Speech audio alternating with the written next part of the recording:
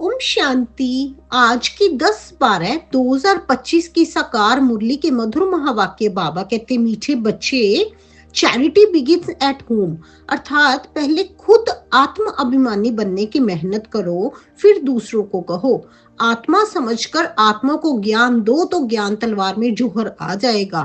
पहले खुद पर अटेंशन दो, आत्म अभिमानी बनने की मेहनत करो, फिर दूसरों को कहो।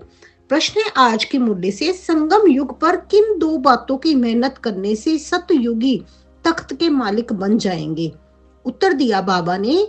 2 पॉइंट बाबा ने बताए हैं। पहला पॉइंट है, दुख सुख निंदा स्तुति में समान स्थिति रहे, ये मेहनत करो। कोई भी कुछ उल्टा सुल्टा बोले, क्रोध करे तो तुम चुप हो जाओ, कभी भी मुख की ताली नहीं बजाओ। कभी भी आगे किसी के आपने जवाब नहीं देना है। मुख की ताली मना, किसी को आगे से आपने जवाब नहीं देना है। कोई उल्टा सुल्टा बोले, क्रोध करे, लेकिन आप बच्चे चुप हो जाओ।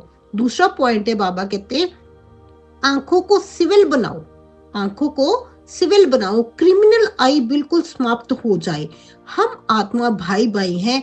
आत्मा समझकर ज्ञान दो, आत्म अभिमानी बनने की मेहनत करो तो सतयुगी तख्त के मालिक बन जाएंगे। संपूर्ण पवित्र बनने वाले ही गद्दी नशीन बनते हैं। संपूर्ण पवित्र बनने वाले ही बाबा कहते गद्दी नशीन बनते हैं। जैसे बाबा कहते हैं ना, विश्व का मालिक बनने के लिए मेहनत तो करनी ही पड़ेगी। इसलिए सबसे पहले खुद पर अटेंशन दो। तो अभी जैसे अपने को भाई भाई समझकर ज्ञान देने की आदत डालनी है। पहले अपने पर विशेष अटेंशन देना है, फिर जिसको भी आप ज्ञान देने लगे हो तो भाई भाई समझकर चलना है। क्रिमिनल आई नहीं होनी चाहिए। जैसे गाया भी जाता है ना, वी ऑल आर ब्रदर्स। तो ये सब बाबा कहते प्रैक्टिकल हो जाएगा।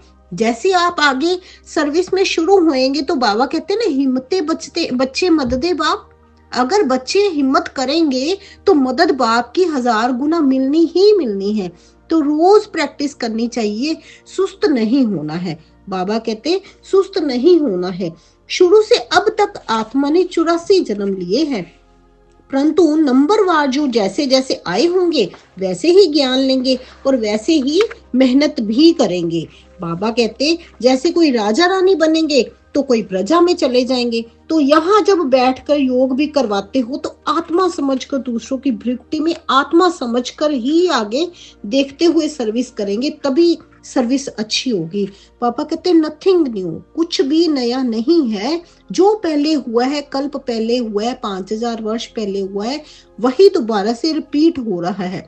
ये तो सीढ़ी चढ़नी उतरनी ही है। जिनकी कहानी है ना, बाबा कहते उसको सीढ़ी उतरने और चढ़ने का काम दिया गया था। ये नाटक ही है चढ़ने और उतरने का। बाबा कहते अपने ऊपर आप ध्यान देंगे तो जो प्योर बनेंगे वो माला में पिरोए जाएंगे। माला को क्यों सिमरते हैं? क्योंकि बाप की मदद भी तो मिलती है ना। जो बाप की मदद करते हैं तो वो क्यों नहीं सिमरे जाएंगे? उनको बाबा की मदद मिली और वो बाबा की मदद कर रहे हैं तो वो क्यों नहीं सिमरे जाएंगे? बाबा कहते तो जैसे प्यारे बच्चे होते हैं, बहुत लव होता है बच्चों को, बाप भी कूल्हे पर माथे पर रखते हैं, ऐसे बाबा भी हमको सबको सिर पर रख देते हैं। बाबा एकदम सिर पर रख लेते हैं जो प्यारे बच्चे होते हैं। धारणा के लिए मुख्य सार है, बाबा कहते गायन और पूजन योग्य बनने के लिए स्पिरिचुअल बनना है, आत्मा को प्योर बनाना है, आत्म अभिमानी बनने की मेहनत करनी है। मन मना भव के अभ्यास द्वारा अपार खुशी में रहना है। मन मना भव मना मन ही मन एक बाप को याद करना है। इसके अभ्यास द्वारा अपार खुशी में रहना है। स्वयं को आत्मा समझकर आत्मा से बात करनी है। आंखों को सिविल बनाना है। वरदान दिया आज की मुरली में बाबा ने। आज का वरदान बहुत ही, बाबा ने हमें संपूर्ण योगी का वरदान दिया है। मास्टर रचयिता की स्टेज द्वारा आपदाओं में भी मनोरंजन का अनुभव करने वाले संपूर्ण योगी भव। मास्टर रचयिता की स्टेज द्वारा आपदाओं में भी मनोरंजन का अनुभव करने वाले संपूर्ण योगी भव। मास्टर रचयिता की स्टेज पर स्थित रहने से बड़े से बड़ी आपदा एक मनोरंजन का दृश्य अनुभव होगी। जैसे महाविनाश की आपदा को भी स्वर्ग के गेट खुलने का साधन बताते हो। बाबा कहते, जैसे लोग तो कहते हैं कि महाविनाश एक आपदा है, लेकिन हम ब्रह्म कुमारी क्या कहती हैं कि ये तो स्वर्ग के गेट खुलने का साधन है। बाबा कहते, ऐसे बताते हो ना, ऐसे किसी भी प्रकार की छोटी बड़ी समस्या व आपदा मनोरंजन का रूप दिखाई दे।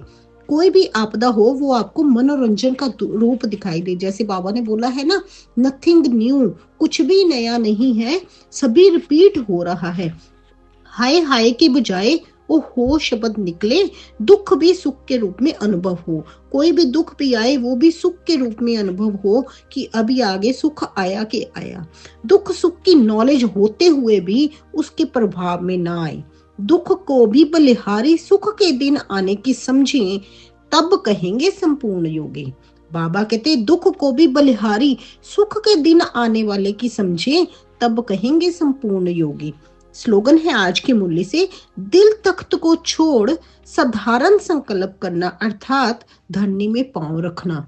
दिल तख्त, बाबा के दिल तख्त नशीन हम बच्चे हैं, उसको छोड़ अगर हमने साधारण संकल्पों में फंसेंगे तो बाबा कहते फिर तो समझो आपने धरनी पर पांव रखे हैं। बाबा तो कहते हैं उड़ते चलो और उड़ाते चलो। बाबा की याद में हमने उड़ने और उड़ाने का काम करना है, ना कि धरती पर पांव रखते हैं। धरती पर पांव रखना माना कीचड़ में फंसना। अव्यक्त इशारे हैं आज के मुरली में। अब संपन्न व कर्मातीत बनने की धुन लगाओ। कर्म करते तन का भी हल्कापन, मन की स्थिति में भी हल्कापन। कर्म की रिजल्ट मन को खींच ना ले। कर्म तो कर रहे हो, लेकिन कई बार क्या होता है ना, हम रिजल्ट को सोचकर अपने मन को व्यथित कर लेते हैं। तो बाबा कहते कर्म की रिजल्ट मन को खींच ना ले। जितना ही कार्य बढ़ता जाए उतना ही हल्कापन भी बढ़ता जाए। कर्म अपनी तरफ आकर्षित नहीं करे। कोई भी कर्म कर रहे हो वो अपनी तरफ आपको आकर्षित नहीं करे, लेकिन मालिक होकर कर्म कराने वाला करा रहा है, वो करने वाले निमित्त बनकर हम कर रहे हैं। ये अभ्यास बढ़ाओ तो संपन्न कर्मातीत सहज ही बन जाएंगे।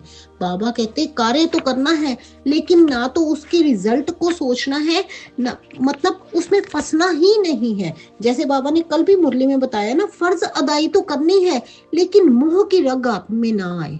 फर्ज अदाई करनी है, लेकिन मोह आप में बिल्कुल भी ना आए। जब आप इन चीजों से परे होकर कार्य करेंगे, और बाबा ने हमें निमित्त बनाया है और हम कार्य कर रहे हैं, बाबा करा रहा है, ऐसी स्थिति में रहेंगे तो कर्मातीत स्थिति आ ही जाएगी।